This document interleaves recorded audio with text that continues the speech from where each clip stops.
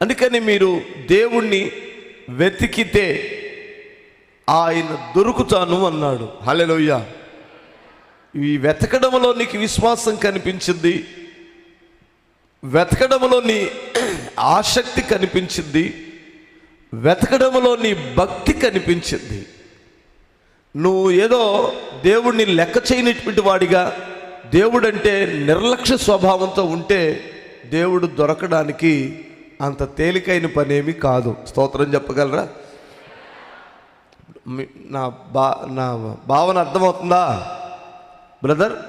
ఎతకడానికి నువ్వేదో పడుకొని ఉంటే తట్టి నా బిడ్డ నువ్వులే అనడానికి ఆయనకు అంత దిగజారిన దేవుడు కాదు. నువ్వు వెతకాలి.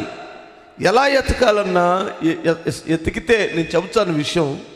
ఆయన దొరికితే ఏం దొరికిద్ది, ఏం జరిగిద్ది? 3 మాటల జ్ఞాపకం